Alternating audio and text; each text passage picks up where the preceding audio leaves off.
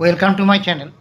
আজকের ভিডিওতে রায় মার্টিন প্রশ্নবিচিত্রা 2024 সালের ক্লাস 4-এর থার্ড ইউনিটের অঙ্কের মডেল পেপারগুলো সমাধান করব। তো আগে দেখবে অনেকগুলো ভিডিওতে অনেক সমাধান করে দেওয়া হয়েছে। তো যদি না দেখে থাকো আমি ডেসক্রিপশন বক্সে লিঙ্ক দিয়ে দেবো, প্লে লিস্ট থেকে দেখে নেবে।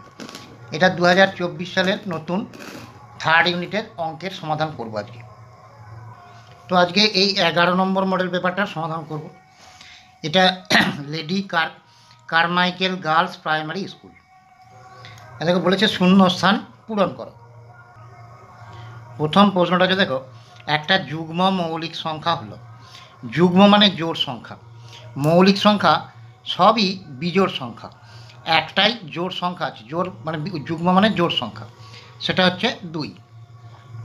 দুটি বিজোড় সংখ্যার গুণফল সর্বদা ড্যাশ সংখ্যা হবে, এটা বিজোড় সংখ্যা হবে। কেন? মনে করো যে 1 একটা বিজোড় সংখ্যা, আর ধরো 3 একটা বিজোড় সংখ্যা, গুণ যদি করি তারপরে কত হবে? 3 একটা বিজোড় সংখ্যাই হলো।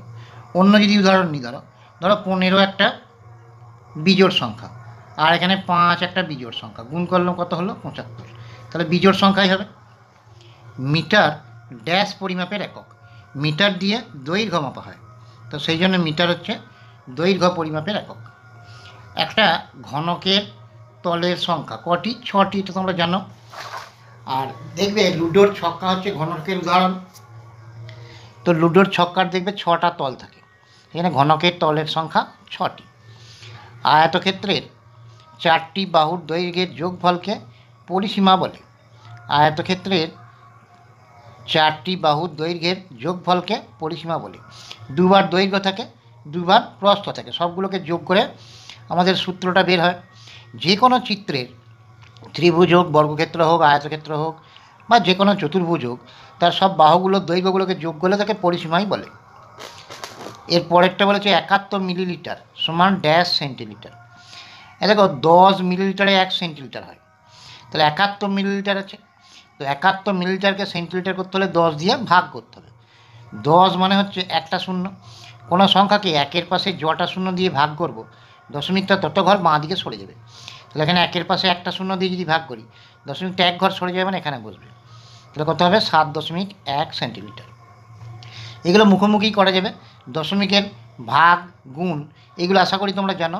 যদি কারো কোনো অসুবিধা থেকে থাকে তো দশমিকের ভাগ গুণ মুখোমুখি কীভাবে করতে হয়, তো সেইটা নিয়ে একটা ভিডিও বানিয়ে দেবো। এবার বলছে একটা সংখ্যার গুণিতকের সংখ্যা হচ্ছে অসংখ্য, মানে অসংখ্য গুণিতক থাকতে পারে। যেমন ধরো 5, 5-এর গুণিতক কে? 5কে পরপর গুণ করে যেতে হবে। 5 1-এ 5, 5 2-এ 10, 5 3-এ 15, 5 4-এ 20, এরকম অসংখ্য গুণ করতে পারি, আর অসংখ্য গুণফল বেরোবে। তাহলে গুণিতকের সংখ্যা হচ্ছে অসংখ্য। যদি এটা গুণনীয়ক বলতো তাহলে নির্দিষ্ট হতো। একটি সরলরেখা অঙ্কন করতে কমপক্ষে ড্যাশটি বিন্দুর প্রয়োজন, তাহলে 2টি বিন্দুর প্রয়োজন।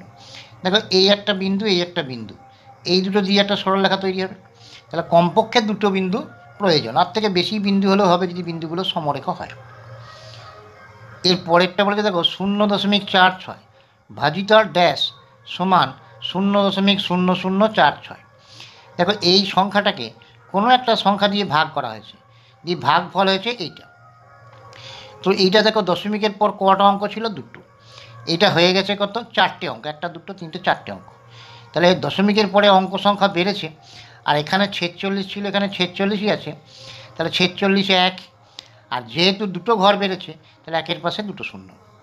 তোমরা যদি এটা অন্যভাবে করতে চাও তাই করতে পারো, যে এইটাকে কত দিয়ে ভাগ করলে এইটা বেরোচ্ছে, তাহলে 46কে এইটা দিয়ে ভাগ করে দেবে। 0.46, আমার 46 বলাটা ভুল হলো, 0.46, একে ভাগ করবে কত দিয়ে? 0.0046 দিয়ে ভাগ করবে। তাকে এই দশমিক তোলার নিয়ম হচ্ছে উপরের দশমিকটাকে তুললে নিচে 1-এর পাশে দশমিকের পর যটা অঙ্ক আছে তটা শূন্য বসবে। তাহলে 2টো অঙ্ক ছিল, 2টো শূন্য বসালাম। এটা 4টে অঙ্ক আছে, তাহলে উপরে বসবে 1-এর পাশে 4টে শূন্য, 1 2 3 4টে শূন্য। তাহলে এরও দশমিকটা উঠে গেছে, এরও দশমিকটা উঠে গেছে। তাহলে এটাও হলো 46, এটাও 46, 46 1-এ 46, এর 2টো শূন্য, এর 2টো শূন্য কেটে গেল। তাহলে এখানে থাকলো 100, এখানে 1, তাহলে গুণ করলে 100। এইভাবেও করতে পারো। এবার বলেছে ক মিটার খ সেন্টিমিটার সমান কত সেন্টিমিটার। মিটারকে সেন্টিমিটার করতে হলে কী করতে হবে? 100 দিয়ে গুণ করতে হবে। কেন করব না, 100 সেন্টিমিটারে 1 মিটার। তাহলে ককে যদি 100 দিয়ে গুণ করি তাহলে 100 ক যুক্ত সেন্টিমিটার খ ছিল, তাহলে খ যে এত সেন্টিমিটার। মিটারকে সেন্টিমিটার করতে হলে 100 দিয়ে গুণ করতে হয়, তাহলে ককে 100 দিয়ে গুণ করলে 100 ক, আর এখানে খটা সেন্টিমিটার ছিল যোগ, তাহলে এত সেন্টিমিটার। এবার বলেছে 0.15, 0.3 এদের মধ্যে কোনটি বড়? এই অঙ্কগুলো খুব সহজে করার জন্য দেখো এখানে 0.15 আছে আর এটা 0.3 আছে। এখানে দশমিকের পরে অঙ্ক সংখ্যা কটা? দুটো। এখানে কটা? একটা। সবাইকে এই দশমিকের পরে অঙ্ক সংখ্যাটা সমান করে নিতে হবে। কীভাবে করবো? শূন্য বসিয়ে দেবো। দশমিকের ডান দিকে শূন্য বসালে মানটা একই থাকে। তাহলে এখানে যেহেতু দুটো অঙ্ক ছিল তো এখানেও দুটো অঙ্ক করে দিলাম।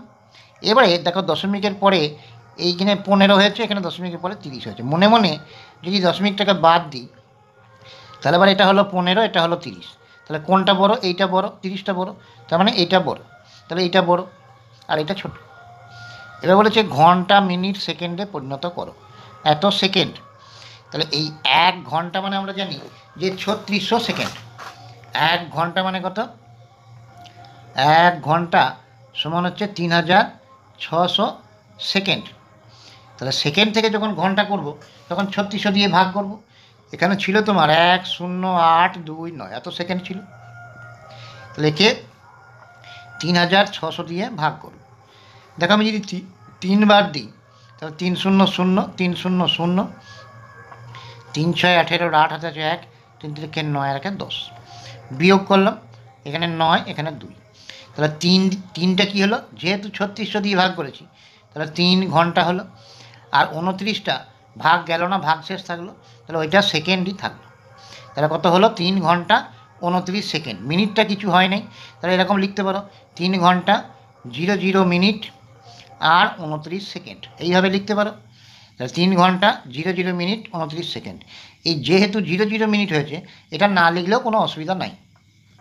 এর পরেরটা বলেছে দেখো যে দুটি যৌগিক সংখ্যা কি পরস্পর মৌলিক সংখ্যা হতে পারে? উদাহরণ সহ ব্যাখ্যা করো। হতে পারে, তাহলে প্রথমে কি লিখবে? যে হতে পারে।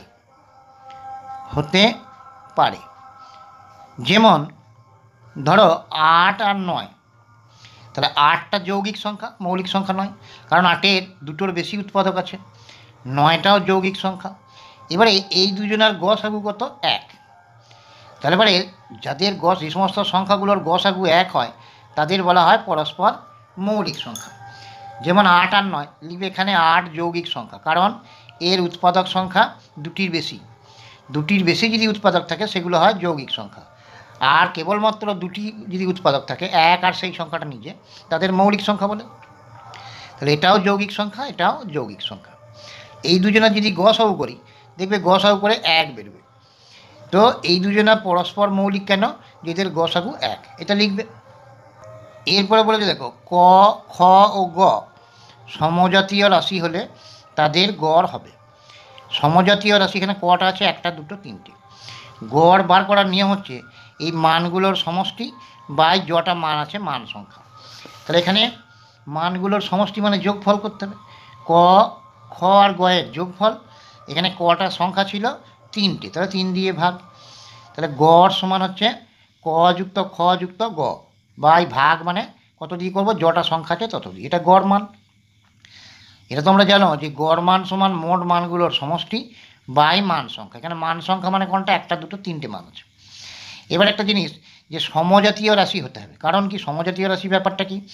মনে করো কারোর ওজন যে 11 কেজি আর কারোর উচ্চতা 12 সেমি যদি হয় তাহলে এটা কেজিতে, এককটা হচ্ছে কেজি, এটা হচ্ছে সেমি, তাহলে এক্ষেত্রে গড় করা যাবে না।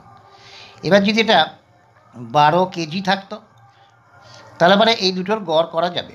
আবার ধরো একটা রাশি আছে যে ধরো এখানে 11 আছে, এখানে 12 আছে, আর একজনে ধরো 4 কেজি আছে,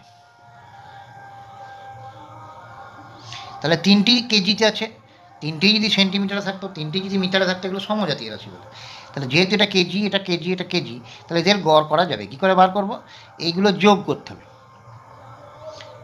দিয়ে যটা সংখ্যা ছিল 1 2 3টে, যটা মান ছিল তত দিয়ে ভাগ। 3টে মান ছিল, তাহলে 12 আর 4 16, 16 আর 11 27 বাই 3, 3 9 27, তাহলে গড় মান কত হলো 9 কেজি। এইভাবে গড় বার করতে হবে।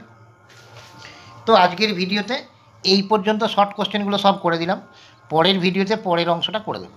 তো যদি ভিডিও ভালো লেগে থাকে লাইক করো, শেয়ার করো, সাবস্ক্রাইব করো।